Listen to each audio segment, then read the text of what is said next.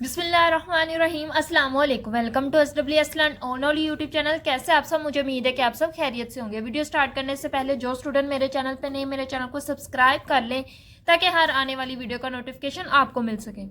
Chapter 12 का आज हमारा थर्ड लेक्चर है। इसमें हम करेंगे ऑक्साइड्स ऑफ नाइट्रोजन। नाइट्रोजन के काफ़ी ज़्यादा ऑक्साइड्स हैं। जब नाइट्रोजन ऑक्सीजन के साथ मिलती है तो नाइट्रोजन के ऑक्साइड्स बनते हैं। अब ये जो नाइट्रोजन के ऑक्साइड है, सबसे पहला जो नाइट्रोजन का ऑक्साइड है वो है N2O यानी नाइट्रस ऑक्साइड। उसके बाद है NO नाइट्रिक ऑक्साइड। उसके बाद है N2O2 नाइट्रोजन डाइऑक्साइड। उसके बाद है NO2 नाइट्रोजन पर ऑक्साइड। उसके बाद है N2O4 नाइट्रोजन टेट्रा ऑक्साइड। उसके बाद है N2O5 नाइट्रोजन पेंटा ऑक्साइड। तो ये सारे नाइट्रोजन के ऑक्साइड्स हैं। इंशाल्लाह इनके बारे में पढ़ेंगे, इनके यूजेस के बारे में पढ़ेंगे, इनके स्ट्रक्चर के बारे में पढ़ेंगे, इनकी प्रॉपर्टीज हैं, इनमें जो नाइट्रोजन है उसके ऊपर क्या ऑक्सीडेशन स्टेट है ये भी पढ़ेंगे। सबसे पहले जो हमें नाइट्रोजन का ऑक्साइड करना है वो है नाइट्रस ऑक्साइड N2O। इसको कहते हैं नाइट्रस ऑक्साइड। अब ये जो ऑक्साइड इसको सेकेंड नेम है लाफिंग गैस।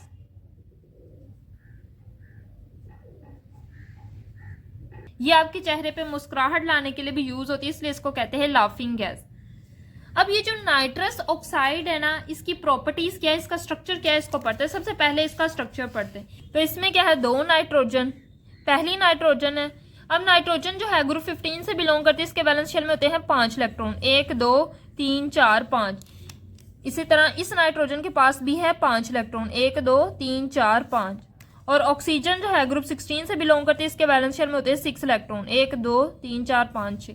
अब ये क्या करेंगे, ये नाइट्रोजन अपने 3 इलेक्ट्रॉन यूज करेंगे और ये नाइट्रोजन अपने 3 इलेक्ट्रॉन यूज करेंगे, आपस में बनाएंगे ट्रिपल बॉन्ड। अब ये नाइट्रोजन क्या करेगी, अपने दोनों इलेक्ट्रॉन यूज करेगी और इस ऑक्सीजन के साथ बॉन्ड बना लेगी, इस ऑक्सीजन के साथ डेटिव बॉन्ड बनाएगी। अब ये पूरा स्ट्रक्चर है नाइट्रस ऑक्साइड का। अब इसमें हमने ऑक्सीडेशन स्टेट कैलकुलेट करनी है नाइट्रोजन की, क्या है N2O। इसमें हमने कैलकुलेट करनी ऑक्सीडेशन स्टेट ऑफ नाइट्रोजन। तो आपने याद रखना ऑक्सीजन की हमेशा -2 होती है। तो क्या है, हमारे पास नाइट्रोजन है और क्या है ऑक्सीजन। टोटल ऑक्सीडेशन स्टेट हमेशा 0 होती है। नाइट्रोजन कितने हैं, 2, तो इधर लगा दो 2। अब 2 नाइट्रोजन, ऑक्सीजन के ऑक्सीडेशन स्टेट क्या है -2, तो इधर लिख देंगे ऑक्सीजन की जगह -2 इज इक्वल टू 0। ये -2 इधर आके +2 हो जाएगा, तो क्या आ जाएगा +2। अब ये 2 इधर मल्टीप्लाई साइड पे आके क्या हो जाएगा, डिवाइड हो जाएगा। तो 2 को 2 से डिवाइड करेंगे तो आ जाएगा नाइट्रोजन की ऑक्सीडेशन स्टेट +1। सो इसमें नाइट्रस ऑक्साइड में नाइट्रोजन की ऑक्सीडेशन स्टेट जो है वो +1। तो आप इधर इसके लिखे ऑक्सीडेशन स्टेट इसकी क्या है +1। हमने इसका स्ट्रक्चर भी कर लिया, ऑक्सीडेशन स्टेट भी कर लिया। अब इसकी प्रॉपर्टीज के बारे में पढ़ते हैं। ये एक कलरलेस गैस है, वाटर में सोल्यूबल है, न्यूट्रल है यानी इसके ऊपर कोई चार्ज नहीं होता। अगर आप देखें तो N2O के ऊपर कोई चार्ज नहीं है। स्वीट स्मेल होती है, मतलब इसकी स्मेल जो है वो अच्छी होती है। हेल्प इन कंबस्टन, और ये कंबस्टन के प्रोसेस में हेल्प करती है। देन इसके uses, dental anaesthetic. Dental anaesthetic एक मेडिकेशन प्रोसेस है। इसमें क्या होता है कि हम माउथ के किसी एक हिस्से को डेंटल प्रोसेस के दौरान माउथ के किसी हिस्से को बेहिस करते हैं। जब माउथ के किसी हिस्से को बेहिस करते हैं तो पेशेंट जो होता है उसको डेंटल प्रोसेस के दौरान पेन फील नहीं होती। तो इस प्रोसेस को हम कहते हैं डेंटल एनेस्थेटिक। तो इसके लिए भी हम क्या यूज करते हैं, नाइट्रस ऑक्साइड। इसी तरह propellant for wiped ice cream. Wiped ice cream जो आप बाहर से कोन में आइसक्रीम लेते हैं उसको कहते हैं वाइप्ड आइसक्रीम। अब उस आइसक्रीम में ये प्रोपेलेंट के तौर पर यूज होता है। इसका क्या काम होता है, जो आइसक्रीम वो लिक्विड आइसक्रीम होती है, ये उस लिक्विड आइसक्रीम को फोमी टेक्सचर में कन्वर्ट करता है। अगर हम देखें तो पहले आइसक्रीम लिक्विड होती है, फिर ये क्या करता है, ये प्रोपेलेंट के तौर पर एक्ट करता है और उस वाइप्ड आइसक्रीम में ये क्या करता है, उसको फोमी टेक्सचर देता है। पहले वो लिक्विड होती है फिर वो फोम की फॉर्म में आती है, तो ये इसको फोमी टेक्सचर देता है। Then synthesis of NaN3। NaN3 का क्या नाम है, सोडियम आजाइड। अब इसकी सिंथेसिस के लिए भी हम नाइट्रस ऑक्साइड यूज करते हैं। अगर हम देखें तो इसकी सिंथेसिस किस तरह होती है नाइट्रस ऑक्साइड से, तो हम क्या लेते हैं NaNH2 प्लस नाइट्रस ऑक्साइड। इन दोनों का आपस में रिएक्शन करते हैं तो हमारे पास प्रिपेयर होता है Na(N3) यानी sodium azide plus ammonia plus sodium hydroxide. तो इस तरह हम सोडियम अजाइड को नाइट्रस ऑक्साइड से प्रिपेयर करते हैं। देन नाइट्रोजन ऑक्साइड की अगली टाइप है नाइट्रिक ऑक्साइड। नाइट्रिक ऑक्साइड को हम रिप्रेजेंट करते हैं NO से, ये हमारे पास है nitric oxide. Then further type है नाइट्रोजन डाइऑक्साइड N2O2। इन दोनों ऑक्साइड्स की हम प्रॉपर्टीज भी पढ़ेंगे, इन दोनों ऑक्साइड का स्ट्रक्चर भी पढ़ते हैं। तो पहले हम इन दोनों ऑक्साइड के स्ट्रक्चर्स के बारे में पढ़ते हैं। पहले हम पढ़ते हैं नाइट्रिक ऑक्साइड। तो इसमें क्या क्या हमारे पास नाइट्रोजन है। नाइट्रोजन जो है ये कौन से ग्रुप से बिलोंग करता है, ग्रुप 15 से। इसके वैलेंस शेल में होते हैं 5 इलेक्ट्रॉन। 1 2 3 4 5। इसी तरह ऑक्सीजन ग्रुप 16 से बिलोंग करता है, इसके वैलेंस शेल में होते हैं 6 इलेक्ट्रॉन। 1 2 3 4 5 6। अब ये क्या करेंगे, नाइट्रोजन अपने 2 इलेक्ट्रॉन यूज करेगा ऑक्सीजन के साथ बॉन्ड बनाने के लिए। अब ये जो ऑक्सीजन के 2 इलेक्ट्रॉन है, ऑक्सीजन अपने दोनों के दोनों इलेक्ट्रॉन यूज करेगा नाइट्रोजन के साथ बॉन्ड बनाने के लिए। तो इस तरह स्ट्रक्चर बनता है नाइट्रोजन ट्रिपल बॉन्ड ऑक्सीजन। इधर ऑक्सीजन के पास 2 लोन पेयर और नाइट्रोजन के पास 2 लोन पेयर और 1 एक्स्ट्रा इलेक्ट्रॉन। सो ये हमारे पास स्ट्रक्चर है नाइट्रिक ऑक्साइड का। इसी तरह हमारे पास स्ट्रक्चर है नाइट्रोजन डाइऑक्साइड का। इसकी अगर हम ऑक्सीडेशन स्टेट कैलकुलेट करें तो हमारे पास नाइट्रोजन है और ऑक्सीजन है। Nitrogen plus oxygen, total oxidation state क्या होती है 0। अब नाइट्रोजन की कैलकुलेट करनी है, ऑक्सीजन की हमारे पास क्या होती है -2। आपने याद रखना, तो ऑक्सीजन की जगह आ जाएगा -2। ये नाइट्रोजन ये इधर -2 है, इस साइड पे आके क्या हो जाएगा +2।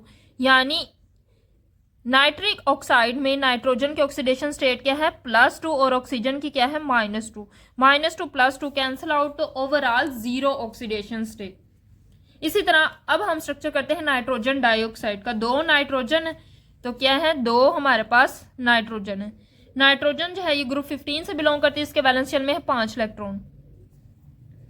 1 2 3 4 5। 1 2 3 4 5। इसी तरह ऑक्सीजन जो है ग्रुप 16 से बिलोंग करती है, ऑक्सीजन के वैलेंस शेल में होते हैं 6 इलेक्ट्रॉन। 1 2 3 4 5 6। इसी तरह इधर भी 1 2 3 4 5 6। अब नाइट्रोजन अपने 2 इलेक्ट्रॉन यूज करेगी और ऑक्सीजन अपने 2 इलेक्ट्रॉन यूज करेगा और आपस में डबल बॉन्ड बना लेंगे। इसी तरह इधर भी डबल बॉन्ड की फॉर्मेशन होगी। यहाँ से नाइट्रोजन अपना 1 इलेक्ट्रॉन यूज करेगा और ये नाइट्रोजन अपना 1 इलेक्ट्रॉन यूज करेगा और आपस में सिंगल बॉन्ड बना लेंगे। इस तरह स्ट्रक्चर बनता है नाइट्रोजन डाइऑक्साइड का। अब ये हमारे पास नाइट्रोजन डाइऑक्साइड, अगर हम इसमें नाइट्रोजन की ऑक्सीडेशन स्टेट करें कैलकुलेट तो N2O2 है।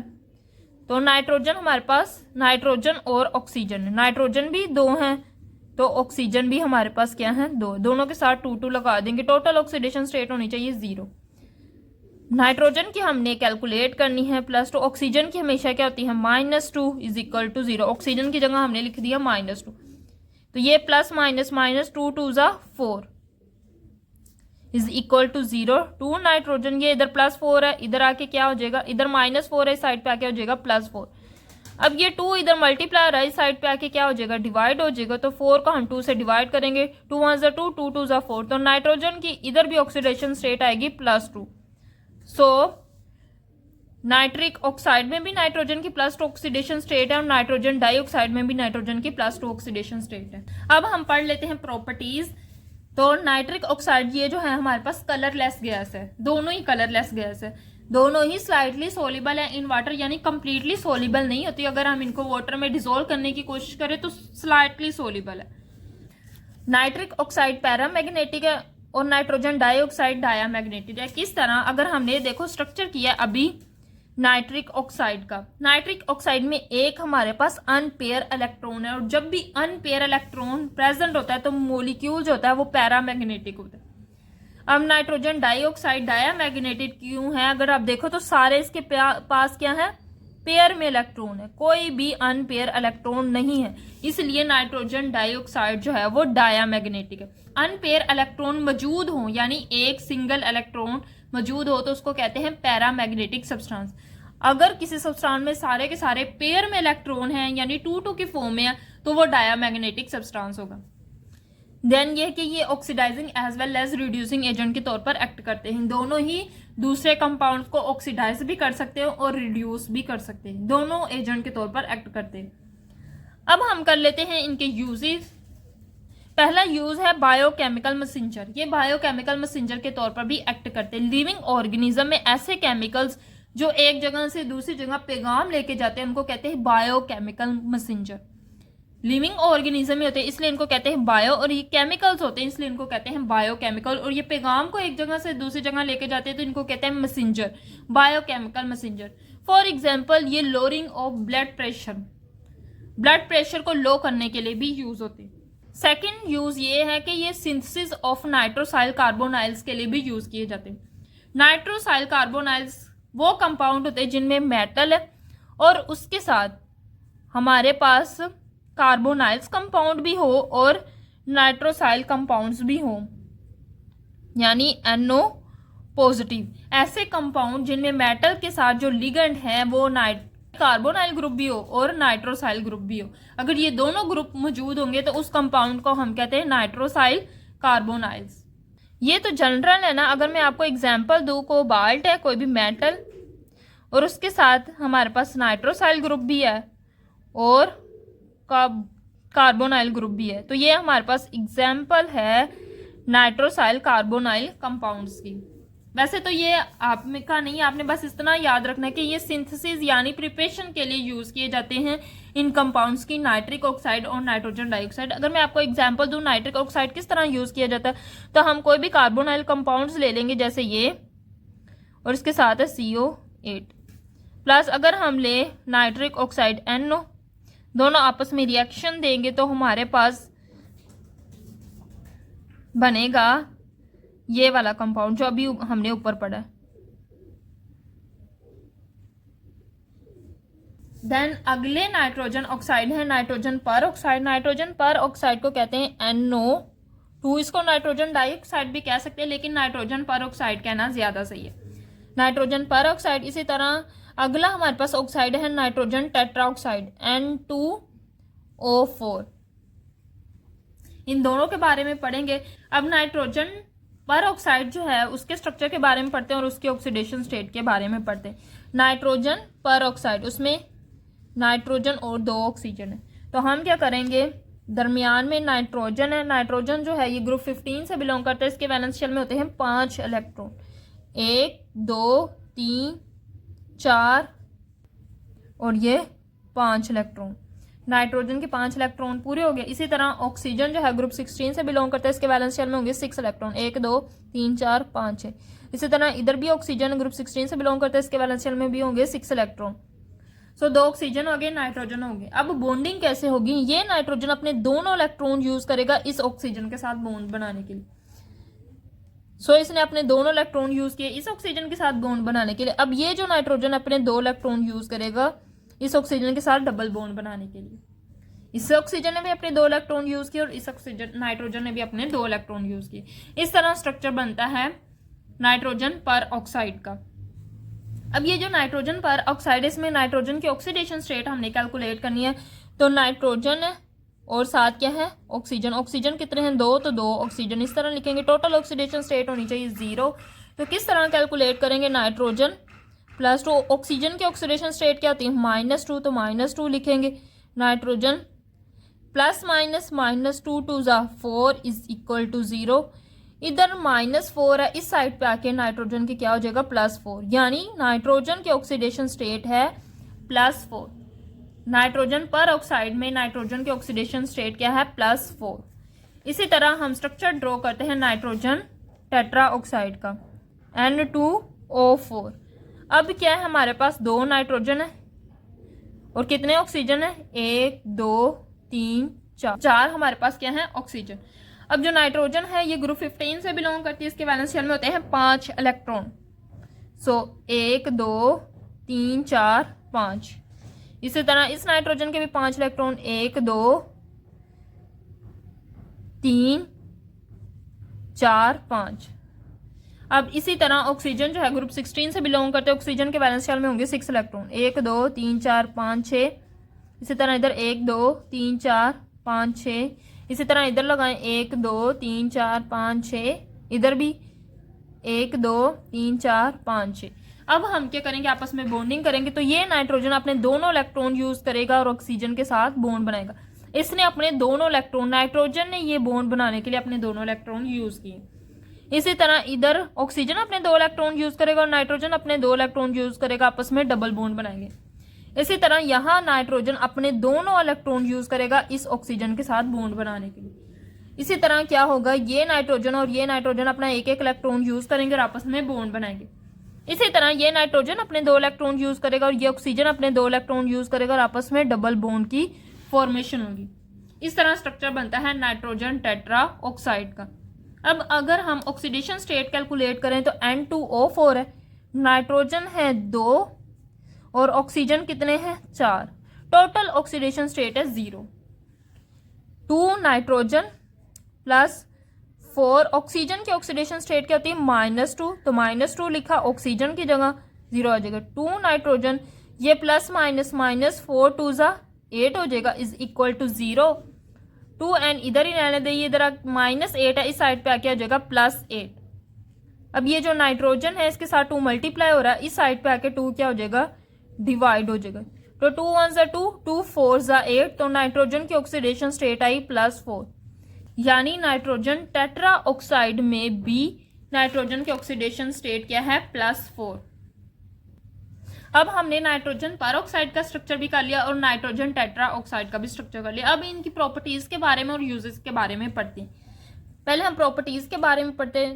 Nitrogen peroxide is a reddish brown gas. ऊपर हमने जितनी भी ऑक्साइड्स पढ़े नाइट्रोजन के, वो सारी गैसेस कलरलेस गैसेस थी।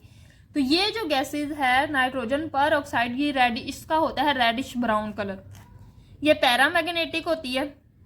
अब किस तरह पैरामैग्नेटिक होती है, ये हमारे पास क्या है, नाइट्रोजन परऑक्साइड का स्ट्रक्चर। इसमें क्या है, एक अनपेयर इलेक्ट्रॉन। तो अनपेयर इलेक्ट्रॉन होने की वजह से ये नाइट्रोजन परऑक्साइड जो है ये पैरामैग्नेटिक है। ठीक है, जिसमें भी अनपेयर इलेक्ट्रॉन होगा वो पैरामैग्नेटिक होगा। अब उसके बाद ये रिएक्ट करती है वाटर के साथ। वो कैसे रिएक्ट करती है वो हम फर्दर पढ़ेंगे। इसी तरह अगर हम नाइट्रोजन टेट्राऑक्साइड की बात करें, इतनी जो प्रॉपर्टीज हमने पढ़ी ये नाइट्रोजन परऑक्साइड की थी। अब हम प्रॉपर्टीज पढ़ने लगे नाइट्रोजन टेट्राऑक्साइड की। तो नाइट्रोजन टेट्राऑक्साइड क्या है, कलरलेस गैस। नाइट्रोजन टेट्राऑक्साइड या लिक्विड हो सकता है या सॉलिड हो सकता है, ये कभी भी गैसियस फॉर्म में नहीं पाया जाता। ये वाहद ऑक्साइड है। इसके बाद नाइट्रोजन पेंटाऑक्साइड, ये जो नाइट्रोजन टेट्राऑक्साइड है बाकी ऑक्साइड से अलग है, ये लिक्विड या सॉलिड की फॉर्म में पाया जाता है ये भी कलरलेस। अब हम बढ़ते हैं इनके रिएक्शन के बारे में, इनके यूजेस के बारे में। इनके यूजेस में ये भी आपका पॉइंट क्लियर हो जाएगा कि नाइट्रोजन परऑक्साइड वाटर के साथ कैसे रिएक्ट करता है। सबसे पहला यूजेस है रॉकेट प्रोपेलेंट। रॉकेट प्रोपेलेंट का मतलब ये है कि ये रॉकेट्स में यूज होता है एज एन ऑक्सीडाइजर, ऑक्सीडाइजर के तौर पर यूज होता है। प्रोपेलेंट का मतलब होता है कि ये रॉकेट है, रॉकेट के इंजन में मौजूद होता है और ये प्रोपेलेंट के तौर पर एक्ट करता है एज अ ऑक्सीडाइजर। रॉकेट के अंदर जो फ्यूल होता है उसकी कंबस्टन में जो ऑक्सीजन होती है वो रिक्वायर होती है और वो ऑक्सीजन लेके आता है ये नाइट्रोजन परऑक्साइड।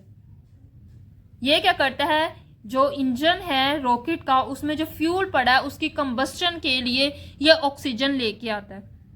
तो इसका काम होता है प्रोपेलेंट के तौर पर, इसलिए इसको कहते हैं रॉकेट प्रोपेलेंट। सेकंड इसका यूज क्या है, नाइट्रिक एसिड की फॉर्मेशन के लिए यूज होता है। HNO3 यानी नाइट्रिक एसिड की फॉर्मेशन के लिए यूज होता है। नाइट्रिक एसिड की फॉर्मेशन होती है by Ostwald process. Ostwald process क्या है, अगर मैं इसकी इक्वेशन लिखूं तो हमारे पास नाइट्रोजन परऑक्साइड है, ये क्या करेगा, रिएक्ट करेगा वाटर के साथ। अभी हमने कहा ना कि नाइट्रोजन परऑक्साइड वाटर के साथ रिएक्ट करता है, तो ये वाटर के साथ रिएक्ट करेगा in the presence of oxygen. Oxygen की प्रेजेंस में ये नाइट्रोजन परऑक्साइड वाटर के साथ रिएक्ट करेगा और क्या बनाएगा, नाइट्रिक एसिड HNO3। इस तरह ये क्या करता है, वाटर के साथ रिएक्ट करता है और नाइट्रिक एसिड की फॉर्मेशन में हेल्प करता है। थर्ड यूज ये है कि ये एक्सप्लोसिव है, यानी ये धमाका खेज मवाद में भी यूज होता है। सो ये है ऑक्साइड ऑफ नाइट्रोजन। हमने क्या किया है, इनके सारे स्ट्रक्चर भी किए हैं और इनके ऑक्सीडेशन स्टेट के बारे में पढ़ा है। देन इनकी यूजेस एंड प्रॉपर्टीज के बारे में भी पढ़ा है। देन है sources of oxides of nitrogen. पीछे हमने नाइट्रोजन के ऑक्साइड्स के बारे में पढ़ा। अब इनके सोर्सेज क्या क्या हैं, ये कहाँ कहाँ से हमें हासिल होते हैं। तो कुछ इनके रिसोर्सेज नेचुरल है, यानी कुदरती तौर पर भी ये इनके कुछ रिसोर्सेज हैं। देन है कुछ रिसोर्सेज जो हैं वो ह्यूमन मेड है, यानी इंसान की वजह से नाइट्रोजन ऑक्साइड्स बनते हैं। इनको एंथ्रोपोजेनिक भी कहते हैं। एंथ्रोपोजेनिक का मतलब होता है मैन मेड, यानी ऐसे रिसोर्सेज जो इंसान ने खुद बनाए हैं। अब नेचुरल रिसोर्सेज में क्या क्या आता है, लाइटिंग। हम इतनी ज्यादा लाइटिंग यूज करते हैं तो लाइटिंग में भी नाइट्रोजन के ऑक्साइड्स पाए जाते हैं। इसी तरह volcanic eruption, forest fire. Volcanic eruption कहते हैं कि अचानक किसी गार में से, वोल्केनो में से आग निकलना शुरू हो जाए, वो लावा निकलना शुरू हो जाए और उसमें से गैसेस का निकलना शुरू हो जाए। वो गैसेस क्या करेंगी, जंगलात में आग लगा देंगी। उससे जो गैसेस प्रोड्यूस होंगी वो हमारे पास होंगे नाइट्रोजन के oxides. Volcanic eruption, forest fire भी एज अ सोर्स है ऑक्साइड ऑफ नाइट्रोजन का। देन है डीनाइट्रीफाइंग बैक्टीरिया। डीनाइट्रीफाइंग बैक्टीरिया ऐसे बैक्टीरिया होते हैं, ये ज्यादातर जमीन में पाए जाते हैं। जमीन में क्या होते हैं, कुछ बैक्टीरिया जो होते हैं ना वो नाइट्रेट बनाते हैं और नाइट्राइट बनाते हैं। इन दोनों नाइट्रेट और नाइट्राइट को डीनाइट्रीफाइंग बैक्टीरिया कहते हैं। माइक्रो ऑर्गेनिज्म होते हैं, छोटे छोटे ऑर्गेनिज्म होते हैं। बिल्कुल ये आम आंख से नजर नहीं आते, लेकिन ये जमीन में प्रेजेंस होते हैं। ये क्या करते हैं, नाइट्रेट और नाइट्राइट इनको कन्वर्ट करते हैं नाइट्रोजन के ऑक्साइड में। ये ना इनको कन्वर्ट करते हैं नाइट्रोजन में, लेकिन इंटरमीडिएट हमारे पास बनता है नाइट्रोजन ऑक्साइड। सो ये पहले क्या करते हैं, इन नाइट्रेट्स को कन्वर्ट करते हैं नाइट्रोजन के ऑक्साइड्स में, फिर ये नाइट्रोजन के ऑक्साइड कन्वर्ट होते हैं नाइट्रोजन गैस में। सो ये जो डीनाइट्रीफाइंग बैक्टीरिया हैं ये भी एज अ सोर्स है नाइट्रोजन के ऑक्साइड्स का। देन है nitrogen oxide is produce by the reaction of N2 and O2 in air. Air में नाइट्रोजन और ऑक्सीजन आपस में रिएक्ट करते हैं और नाइट्रिक ऑक्साइड बनाते हैं। किस तरह N2 और O2 रिएक्ट करेंगे और हमारे पास इधर हाई टेम्परेचर रिक्वायर्ड होता है नाइट्रिक ऑक्साइड की फॉर्मेशन के लिए, तो 2 मोल ऑफ नाइट्रिक ऑक्साइड की फॉर्मेशन होगी। देन है nitrous oxide. Nitrous oxide is produce by the organism. कुछ ऑर्गेनिज्म क्या करते हैं, नाइट्रस ऑक्साइड की फॉर्मेशन करते हैं, उसको बनाते हैं by using nitrogen in air. Nitrogen को एयर से यूज करते हैं और नाइट्रस ऑक्साइड बनाते हैं। जैसे अभी हमने डीनाइट्रीफाइंग बैक्टीरिया के बारे में पढ़ा, तो ये भी क्या है, एक ऑर्गेनिज्म, ये भी नाइट्रोजन के ऑक्साइड की फॉर्मेशन में हेल्प करते हैं। तो इसी तरह कुछ ना कुछ ऑर्गेनिज्म जो है ये नाइट्रस ऑक्साइड की फॉर्मेशन में भी हेल्प करते हैं। और वो नाइट्रोजन कहाँ से यूज करते हैं, एयर से। ऊपर हमने जितने भी रिसोर्सेज पढ़े वो नेचुरल सोर्सेज थे नाइट्रोजन के ऑक्साइड्स के। अब हम पढ़ने लगे हैं एंथ्रोपोजेनिक यानी मैन मेड सोर्सेज, ऐसे सोर्सेज जो इंसानों ने खुद ही बनाए हैं नाइट्रोजन के ऑक्साइड्स के लिए। तो पहला है combustion of fuel in vehicles power plants. अब जितनी भी गाड़ियां उन सब में फ्यूल यूज होता है। अब उस फ्यूल की जब कंबस्शन होती है, यानी जब गाड़ियां चलती तो वो फ्यूल क्या करता है, आहिस्ता आहिस्ता कंबस्शन के प्रोसेस में जाता है, कंज्यूम होता है। तो उसकी कंबस्शन में कुछ ना कुछ गैसेस प्रोड्यूस होती है। वो जो गैसेस होती है वो नाइट्रोजन के ऑक्साइड्स, उन गैसेस में नाइट्रोजन के ऑक्साइड्स भी पाए जाते हैं। सबसे पहला मैन मेड सोर्स क्या है, कंबस्शन ऑफ फ्यूल। जितनी भी गाड़ियां उन सब में जितना भी पेट्रोल फ्यूल कंबस्शन शो कर रहा है, वो कंबस्शन के नतीजे में कुछ ना कुछ गैसेस प्रोड्यूस करता है। उन गैसेस में नाइट्रोजन के ऑक्साइड्स भी पाए जाते हैं। इसी तरह केमिकल प्लांट्स कहते हैं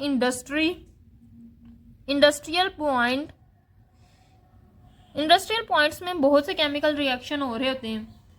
तो उन केमिकल रिएक्शन के दौरान कुछ ना कुछ नाइट्रोजन के ऑक्साइड की फॉर्मेशन होती है। सो नाइट्रोजन के ऑक्साइड केमिकल पॉइंट्स यानी केमिकल प्लांट्स, हमारे पास जितने भी इंडस्ट्रीज हैं हमारी कंट्री में वो सारे हमारे केमिकल प्लांट है। और उन केमिकल प्लांट्स में डिफरेंट रिएक्शन होते हैं और उन रिएक्शन के नतीजे में हमारे पास नाइट्रोजन के ऑक्साइड की फॉर्मेशन भी हो सकती है। देन है बायोमास बर्निंग ये है कि जितना भी ये गायें भैंसों का गोबर वगैरह है, इन सब के बायोमास को अगर हम जला दें, अगर हम इनके बायोमास को जला दे, बर्न कर दे, तो उससे भी कुछ ना कुछ गैसेस प्रोड्यूस होती है। उन गैसेस में भी नाइट्रोजन के ऑक्साइड पाए जाते हैं। तो ये भी क्या है, मैन मेड, इंसान ही उस बायोमास को जलाता है। देन है वेल्डिंग। वेल्डिंग प्रोसेस अगर हम देखें तो कहीं लोहे की दुकान पे वो क्या कर रहे होते हैं, चीज़ों को वेल्डिंग कर रहे होते हैं, दो लोहे के टुकड़ों को आपस में जोड़ रहे होते हैं, तो उस प्रोसेस को हम कहते हैं वेल्डिंग। उसके नतीजे में कुछ ना कुछ गैसेस प्रोड्यूस होते हैं और उन गैसेस में नाइट्रोजन के ऑक्साइड्स पाए जाते हैं। तो ये सारे क्या है, मैन मेड सोर्सेज, यानी ये इंसानों ने खुद सोर्स बनाए। ऊपर वाले जितने भी सोर्सेज थे ये नेचुरल सोर्सेज थे। सो ये थी आज की वीडियो जिसमें हमने oxides of nitrogen and source of oxides of nitrogen किया। मुझे उम्मीद है कि आपको हर चीज़ अच्छे से क्लियर हो गई होगी। वीडियो अच्छी लगी तो वीडियो को लाइक करें और मज़ीद इसी तरह की वीडियोस के लिए मेरे चैनल को सब्सक्राइब करें। दुआ में ज़रूर याद रखिएगा। अल्लाह हाफिज़।